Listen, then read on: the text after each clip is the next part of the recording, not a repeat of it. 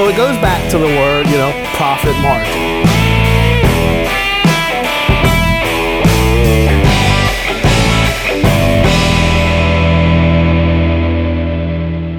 Ho, ho, ho, and Merry Christmas. Welcome to the second episode of Whiskey and Real Estate.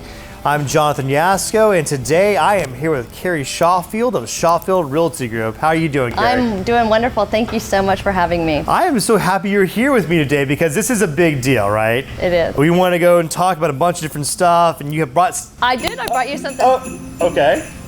Ho, ho, ho. Oh. Am I really going to open this? Yes. Oh, God. All right, here we go. What? This is killing me. Wait. Hang on there. Hang on there. Am I really supposed to wear this? You're supposed to wear that. All right, so Carrie, hang on a second. You do realize this is a whiskey episode. Like, if I put this on, like, how am I supposed to drink with this Put your on nose me? out. There you go. There's a hole in the middle for you. Wait a second. I don't. All right, we can do this. We can do this. We'll at least start with this. How about that? So all right, let's get started. So we got some constructive criticism last time for the video we made because obviously, as I'm saying here, I got to move this to the side here. As I'm saying this, the constructive criticism that we received was we did not have the drinks as a true whiskey or bourbon aficionado would, which is neat. Right. So my dad would agree. All right. So we got Ryan. You can take that off if you need to. All right. So we got Ryan coming up here from General Public House to describe to us the drinks that we're drinking. Ryan, I'm so sorry. I really did try as best I could, but please tell me what we've got, my friend. Well, welcome. So let's go ahead and let's get started.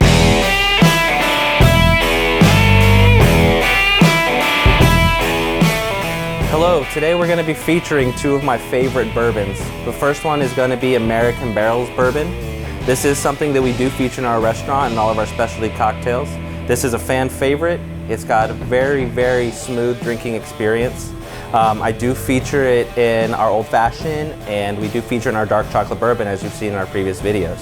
Now, to talk about it neat, there's a lot more going on with it. It is a very complex but very smooth drinking bourbon, which is why we do feature it in our cocktails. There are notes of vanilla in there. There's some subtle cherry oaks. We are going to pour a few of these neat so you get an idea of what they look like and the experience that goes into it without any kind of mixer or any other bitters or ingredients or for traditional cocktails. Right. Now, every time we do a neat pour, basically what that means is we're not adding any kind of water. So no ice, no liquid water, nothing. The only water that is in it is what it's been distilled with. So if you were to hold this up to the light, you'll notice that the hue is very gold, kind of caramelly, very nice. Okay. The next we're going to feature is another one of our fan favorites. This is Four Roses. You can do this, and again, in any kind of old-fashioned or Manhattan. Both of these are brewed in Kentucky, but they do have very different flavor profiles and experiences that go into it. With the Four Roses, you'll notice that there are more notes of fruity, dark cherry flavors, cherry oak. There is definitely a bit more caramel that goes into this as well. When you pour it, you'll notice that the color is going to be a little darker. And again, you can always hold it up to light and actually get an idea of what you're working with. Now this one does have a bit of a more drawn out chest bite. Not to say that it burns, but that experience does linger a little longer on your palate, opposed to our American Barrels. Okay. All right. There you go. So this is American Barrels here? American for sure. Barrels is on my right, Four Roses on my left. Oh, so we got a swap, right? All Cheers, right. Slancha. Cheers. All right, here we go. Ooh, all right. I'm good with that. Here, we'll swap it around. Okay. I think we are. I think we are. Ooh, that one burned. That one burned a little bit going down. So wait, that was American Barrels, though, correct? American Barrel that Yeah. you Okay. had All right. You know, it's funny. I actually like both, but my That's good. my favor is going to be the Four Roses for sure. It's a little bit smoother. I like the distinctive taste. It seems to me like it's more filtered. American Barrel still, by far, is very good, so please don't take that wrong. Do you like that or no? No, they were both very tasty. Okay. So I appreciate that for sure. And then obviously I'm going to put the mask down here for a minute. This is this is awesome. I really appreciate it. Hopefully I don't look like that much of a weirdo with it. But well, let's get started with the real estate segment. How about that? Absolutely. So that being said, let's talk about realtors just in general. And my first thoughts are, you know, obviously there's tons of realtors, but there's only about like 5% of the realtor segment that truly are successful. The rest of them are like part-time, they do this on the side. So we talk about the realtors. What makes a realtor truly successful? What defines them? What is the attribute that makes them better than the others? So I think that communication is the biggest component, biggest attribute to make a realtor successful, because 99% of the real estate is sold before 9 o'clock, after 5 o'clock, and on the weekends. Right. So you have to be available all the time. During the weekday hours, you're talking with the title company, with the lender, with the attorneys, with everybody else. No mask on or no? No mask. No mask. No mask. So I think communication is key. Being able to, and finding out from your client at the beginning of the transaction, what's their preferred method of communication. Do they want to be texted? Would they prefer a regular phone call? If they're a seller, do they want to know about every single showing? You know, just their preferred method of communication is really important. So you know, kind of what I see more in particular is the personality traits. I see people who get along well with the people who they represent. I think if they have that camaraderie, if they have that personality trend, that makes it mix better, in my opinion, that I see. I mean, you tell me if I'm wrong. I mean, well, definitely. I mean, you want to attract like-minded people. You want to work with people that want to work with you. You know, you want to be enjoyable to work with and want to like working together. You want to be a win-win for everybody. Right. Okay, I totally get that. And but while we're sitting here with this first question, I think Ryan's got something for us with the drinks that we've got. So the Bittermilk you brought to us particularly, and please tell me a little bit about it. Yeah, so we enjoy a little bit of Bitter's milk in the evening for a little sipper with our whiskey. And here's the man right So now. yes, right. I have actually used the Bittermilk Bitters that you have gifted to him. It is the perfect ingredient for this particular drink. This is a traditional Manhattan. It does use Bulleit Rye. A lot of traditionalists do like Love Bulleit Rye, my into friend. that. So it seems like perfect timing that you brought the perfect bitters for the perfect kind of cocktail. Nice. For it. But yeah, this is our Manhattan.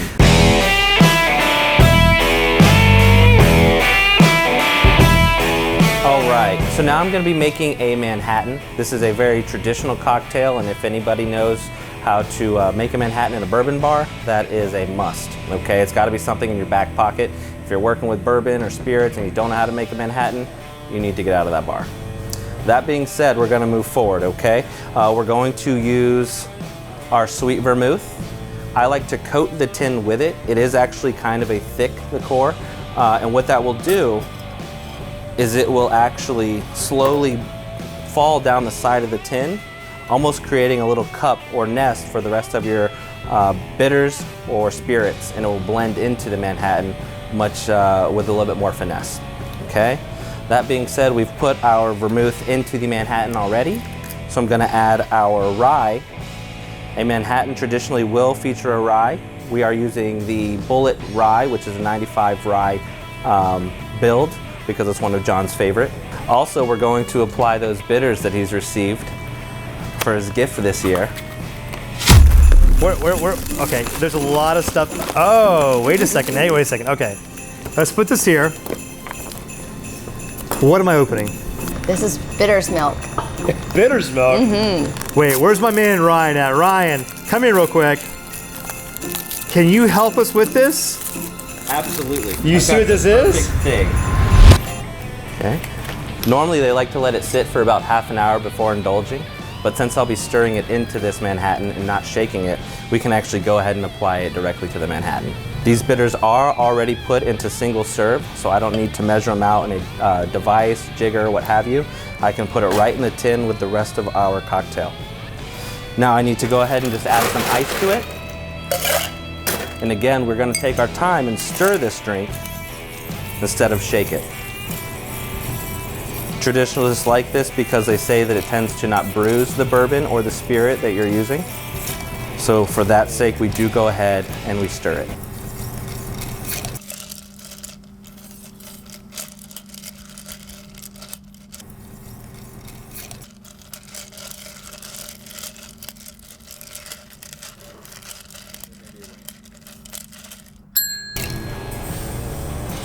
Okay, now I'm going to take our strainer. I have pre-chilled a martini glass. They are served up traditionally. So I'll go ahead, dump that.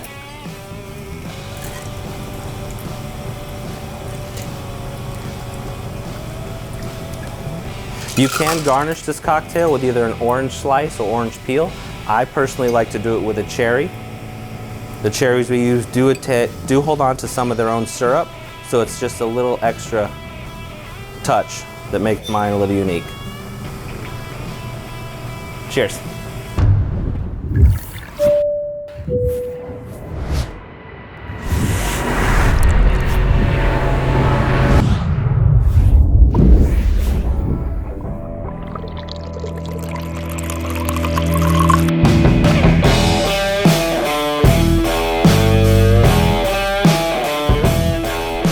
Cheers.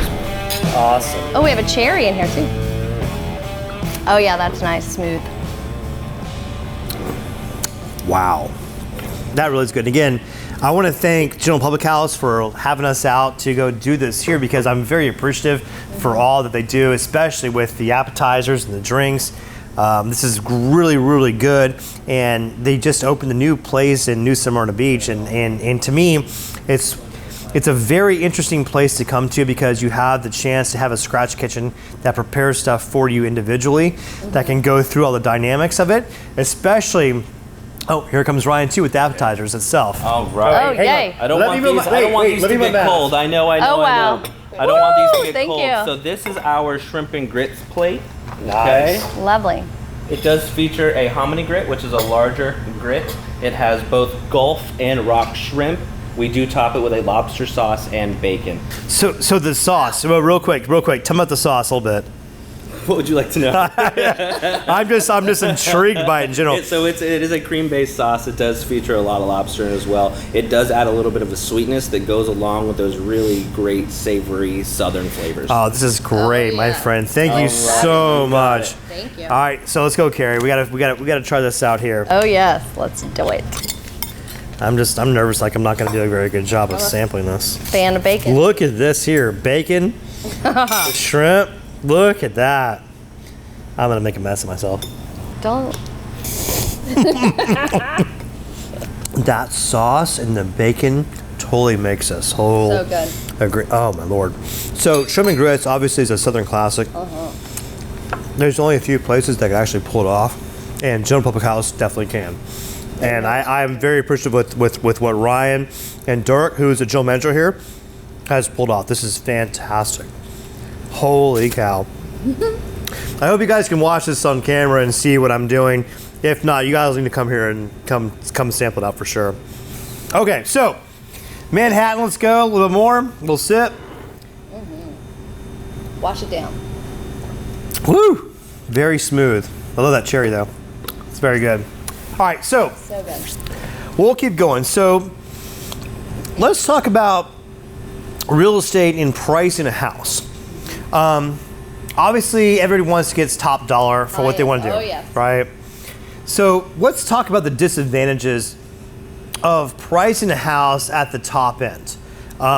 We do realize there's different segments or different markets of where you can get away with stuff, not so much others. Austin, Texas, I think right now I just saw an article, more people are moving to Austin, Texas than anywhere else in the United States. So what can we get away with here in Florida? What can we get away with in Texas, and vice versa? Right, so days on the market are very, very precious, and a lot of sellers like to listen to Zillow or different other places to get their value, but it really needs to be a deeper market analysis of where to price it. So Zillow isn't always right? Not always right. I mean, I would there be are clear with that. algorithms in California running. All right, I got you. So those days on market are really precious in the seller's market that we have going on now. If it's 30, 40 days on the market, people are like, well, what's wrong with this house? Like, what's going on? Why hasn't it moved? If it's in a, up and coming area or in a wanted community. I'm with you for sure. Yep. Yeah. So I have a funny story that I had a client that it was a seller that I was working with, and she had a great area, great city, and she wanted high end of the market. However, there was not that wow factor in her house. Okay. She didn't. It was rooms were closed off. It was a great neighborhood, but like rooms were closed off, and she didn't have the finishing touches and things like that. And we gave her that advice in the beginning. We had a lot of people. to what? To fix her house? Yeah, just do a couple tweaks, not too much money. Okay. To make it the top of its game, to make it really, really shine, to get her price. I'm with you. And so she wasn't really willing to do those, but she was, listening to us a little bit. But then we had over 70 people through the house, through brokers opens and open houses and private showings, because it was such a unique area that people wanted property. So we gave her all the feedback. We had all the feedback that people wanted the house opened and things to be a little bit different in the kitchen and things. She finally finished. I'm sorry. I'm eating the shrimp and grits. No. Sorry. It's so good. I don't blame you. So she finally listened and decided to make the changes. And then she made. To what you said, what you suggested. What we suggested from the beginning, and then all the feedback kind of backed it up. And then she switched realtors. And then it sold in 1 week. Come again? Come again? So wait, let me make sure I understand this. You gave her the tips to sell her house. Up front and all the way through. She refused to do them. She finally did them, and then she pulled the plug and went to another realtor. And then it sold within a week. That was very disheartening. So how does it make you feel? Yeah, it was very disheartening.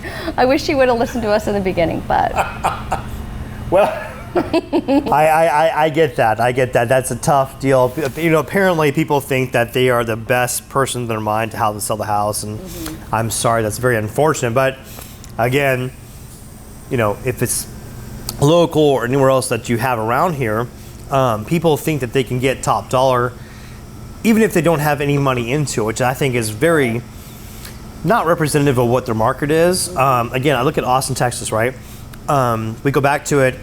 I have a great story to tell you. I just got back from Austin, Texas. Oh, okay. All right. So let's go.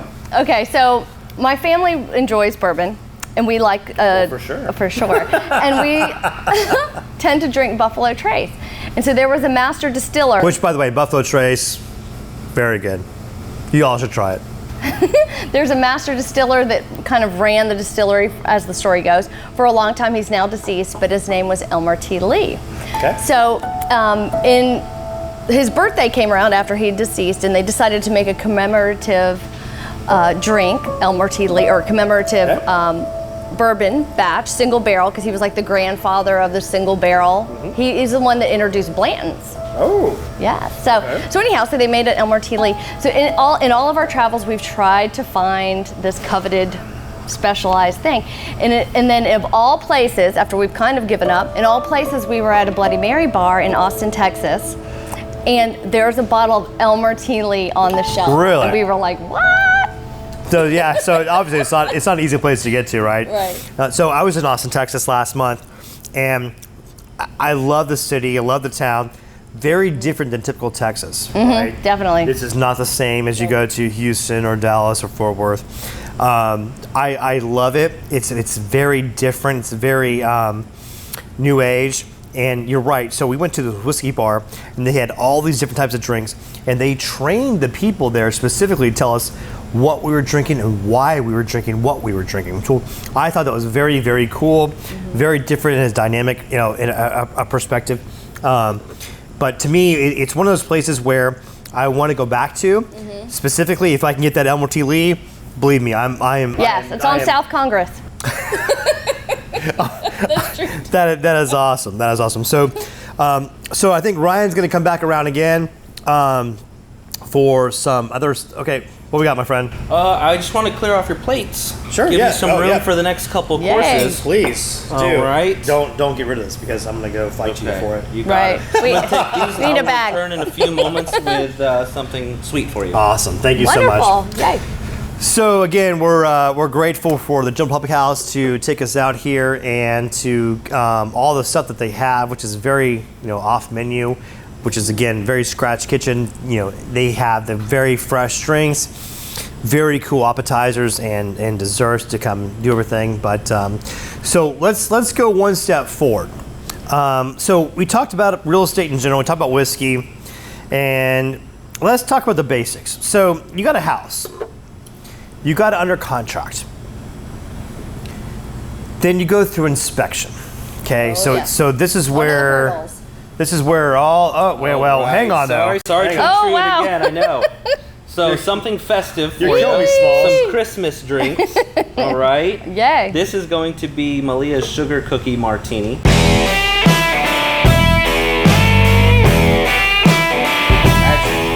All right, so for this drink, we have Malia's Sugar Cookie Martini. This is fun for Christmas. It's very festive. It's very tasty, especially as a dessert drink. So we're gonna have vanilla vodka.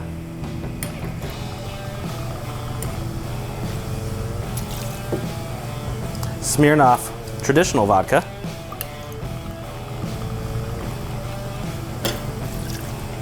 Okay, take some Godiva, white chocolate liqueur.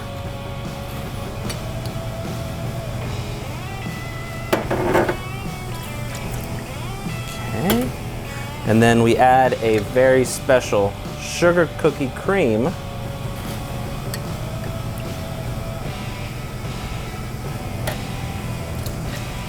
Okay, add our ice.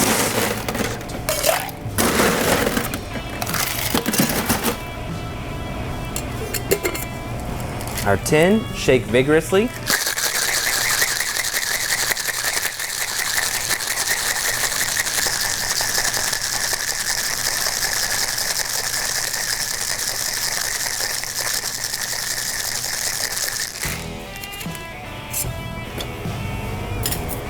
And strain into your martini glass, which has been rimmed with a very festive sugar.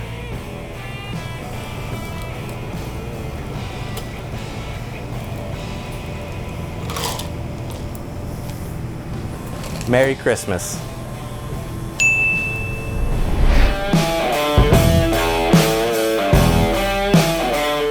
Okay, tell us all about it. I wish I could take credit for the recipe, but I can't. We have other great bartenders that work here as well.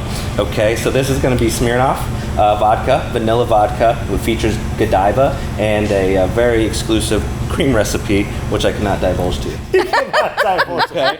All right. Well. So cheers. So cheers, sweetheart. Cheers. Wow. I appreciate it. Thank you so Ryan. much. Thank you, Ryan.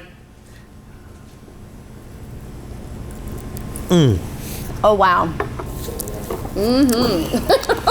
Wow. Fall off the. I don't know how to explain this. How would you explain this? Well, It's a very. it almost has like a coconut cream kind of flavor. to it. I Let me taste taste that. It's very sugary. It's very fresh. The little sprinkles obviously makes it a big. it. Very makes it a festive. very festive. Are they for- in my teeth? I don't know. I can't really see it. But it's a very cool thing for a holiday festival, whiskey and real estate for sure. Well, let's keep going real quick. So again, let's talk about selling the house. So making repairs, right? The inspection comes through. What happens? So all these things have to be done. So what is the result of the home inspection? Whose obligation is it? What do we do? Okay, so in Florida, 99% of the contracts are written on as-is contracts. So everybody basically kind of feels that it's just an as-is house, take it or leave it. I gotta take one more drink here. This Okay, is okay. I'll take one more drink of this This is later. really. Oh wait, hang on. Okay. Now, Holy of course, cow. where would we be Oh my goodness. without Hang on. without a bourbon pecan pie? Oh yeah. Okay. There we go. So tell us about the bourbon pecan pie. So the bourbon pecan pie actually features the American Barrel's bourbon into the mix for the pie. On top of that, it does have a pecan and walnut filling. This is one of our top desserts. People can't get enough of it, and it doesn't get much more southern than a bourbon pecan That's pie. for sure. Well, we are in the South, that's for sure. Wow, look at this thing, my friend. Just a little bit of sweet, some treats. So for what are we you. supposed to do? So take this with a little bit of bourbon? I mean, tell me, what's the path? You know what? It's funny you asked that. I always tell everyone that drinking bourbon or whiskey is relative. So, relative. however you feel the need to do, there's no right or wrong way. No right or wrong. All right. Whatever- Well, whatever hey, your so heart's telling you. so relative is correct. So whiskey and real estate is both relative. All right, so Carrie, here, you go first. Oh, look, you get the vanilla ice cream though too. Oh wow. All right, go Okay. for it. Let's go first. Okay. You, it's on you. Oh wow. Again, thank you very much, General Public House, for doing this for us. Thank you, and visit on the website. What are you doing? I know. I'm trying to get a little You're killing me pecans. here. Okay, your turn. All right, look, I'm gonna go good. straight down here. Wow. Straight down the middle. Oh wow. Good? Mm-hmm. Wow, look at this. I don't even know what to, Hold on. You got it? I'll help you. Thank you so much. All right, there we go. All right, man. All right. Wow, there we go. Nice. That's good stuff right there. So with the Oh, 99% Lord. of That people is using super this sweet. as-is contract, Yes, ma'am. so basically people think that they don't have to make repairs, or it's just, kind of like an as-is, kind of like you're buying a used car, but that's not necessarily the case. That's another place where you can go to negotiate. And when a seller, if a inspection yields a bunch of things that are wrong, especially with the 4 major components of the house, Right. it's in their best interest. So the 4 major components. Let's go through this real quick. The roof, the air conditioner, the Okay. plumbing, and the Right. electric. Okay, got you. So it's in their best interest to go ahead and handle these major things, because if this buyer falls off, the next buyer that comes along is going to have the same issues. So you know where I'm going with this, right? I want to hear a horror story that you've had. Obviously, Right. you've been around the block a few times, to be fair. So give me a horror story of what's happened with this piece in general. So I have just a wild story that I'm kind of embarrassed to share, because it was friends of mine. As I'm drinking my friendly cocktail here. I'm still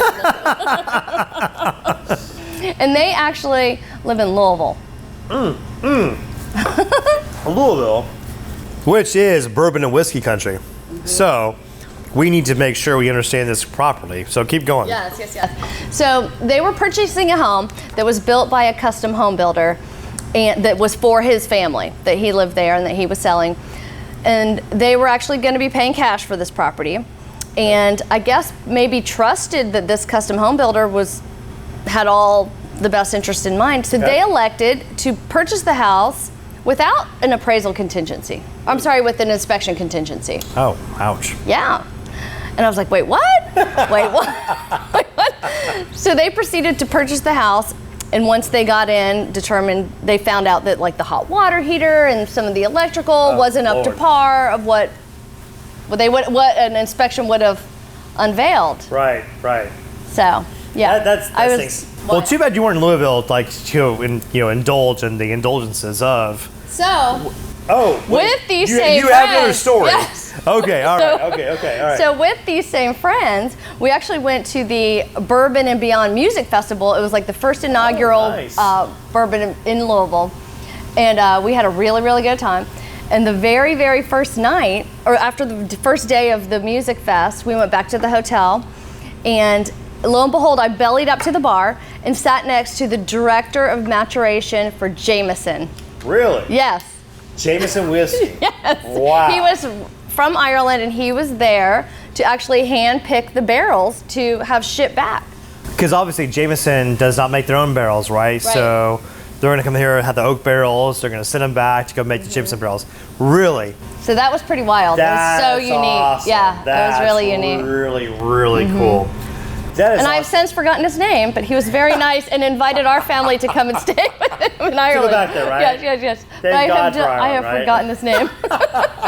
Well, hey, listen, Carrie, thank you so much for coming out today. We obviously have this big dessert still to finish off, as well as the appetizers. Thank you to General Public House for taking care of us today. Definitely. GeneralPublicHouse.com.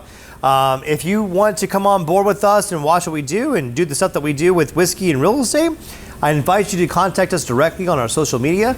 If not, you can reach us directly at meetatReno.com, Real Estate Night Out. And thank you so much, Carrie, for coming out with us today. Thank you so much for having me. This is awesome. So And, fun. hey, cheers. Wait, hang on. All right, which one? Well, we'll do both. Here we go. Okay. Cheers. Thank you so much. Thank you, guys. Take care. Thank you, Jonathan. Very good. So it goes back to the word, profit margin.